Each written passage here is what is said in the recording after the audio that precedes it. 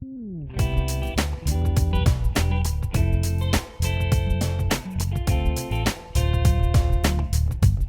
with Bobby and JJ Radio. We're sitting with Dr. Lindsay Bira. She received a PhD in clinical health psychology from the University of Miami.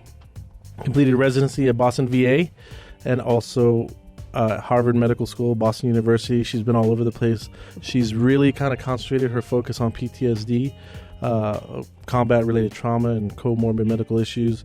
Right now, she's currently working with the University of Texas Health Science Center. But I actually met you in a different aspect. I think the first time, I met you, I don't know if you remember, but you had a talk with Texas Radio, I believe, and it was at the Pearl. Yes. And you were talking about mindfulness. And this is what me and my wife do for fun, by the way. Our date nights are usually around talks that have to do with, So it's a very exciting relationship. I think so. We're learning.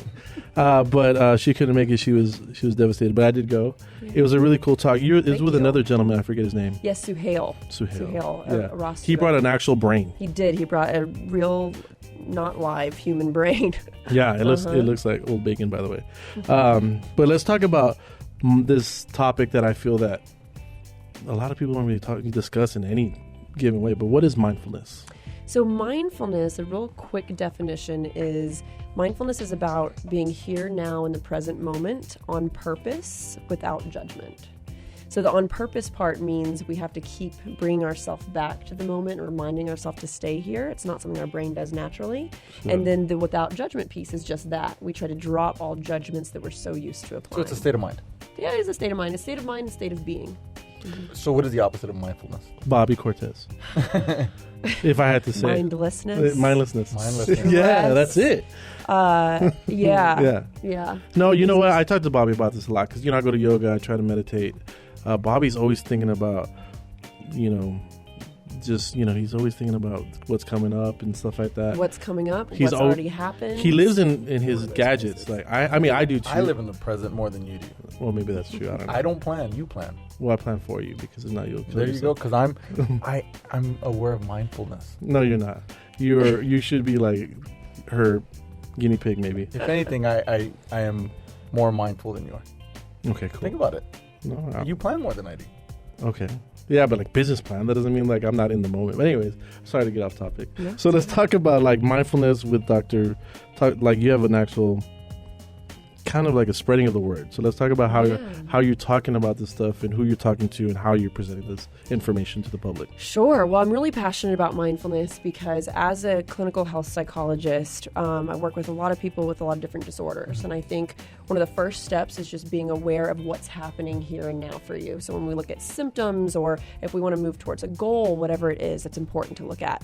So even if somebody isn't necessarily suffering from a mental health disorder, it's a way to really examine ourselves and see a better way of being. Sure. So I do a couple different things. So I have a private practice here in the community. I also lead a mindfulness group in the Pearl. So this is Mindfulness with Dr. Lindsay Bira. You can Google that. Right. And I do that a few times a month where we just kind of gather as a group. You called it something else though before, right? It was meditation at Pearl. But that kind of turned people off, Yeah, right? I found that there was a big stigma against meditation. And if you think about where that came from, it did come from Eastern religions.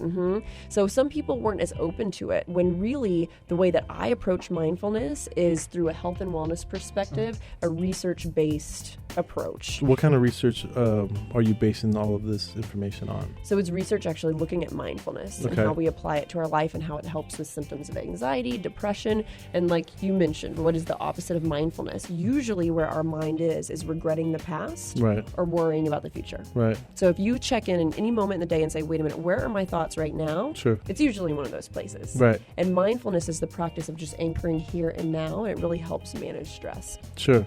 And for the most part, we've actually had Alzheimer's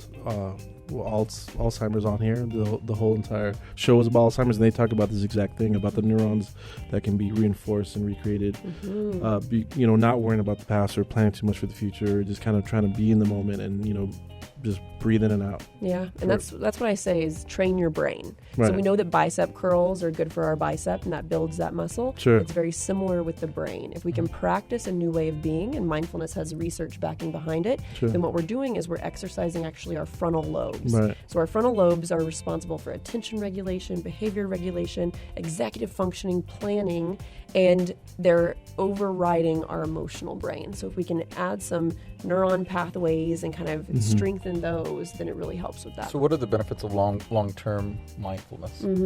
So most of the research is based on an 8-week practice of mindfulness. So it's called mindfulness-based stress reduction. And you can pull kind of different pieces out of it and make it a part of your day, make it a formal practice, an informal practice. But basically, you just want to practice being here now. Focus on different sensations, different thoughts that you might be having. You can focus specifically on the breath and slow down the breath, which slows down the nervous system, the parasympathetic nervous system. Right, comes fight or into flight gear. or whatever. Yeah, it turns off the sympathetic, the fight or flight, turns on the parasympathetic, and it has a cascade of good responses. And for the most part, it just makes you feel, healthier and happier longer. Yeah, it's brain exercise, really. But you're having this meditation every week or so event. Did you see the population change, or people really start to be less or more open to it when you changed it to mindfulness? Yeah, I saw definitely an increase in group attendance Sure. when I changed it to mindfulness. And really, when I thought about it, that's mostly what we were doing, was simply the practice of mindfulness. Right. So I saw more people coming, and I have a couple people who've been coming since the beginning, and Right. it's really cool. We do a brief introduction in the beginning to hear, okay, if you're coming back, why? And a lot of these people have experienced benefits, which is great to hear. That's awesome. For more information about any of this, you can go to drlindsaybira.com. That's LINDSAY Bira, BIRA.com. You can also contact her at 210-920-5469. Again, that's 920-5469. We're going to take a quick break. We're going to come back with Dr. Lindsay Bira. If you miss any of the show, you don't have to cry. You go to bobbyandjjradio.com. Be a fan of the show. You can check us out on Facebook, Twitter, Instagram. And I think Bobby's still on MySpace.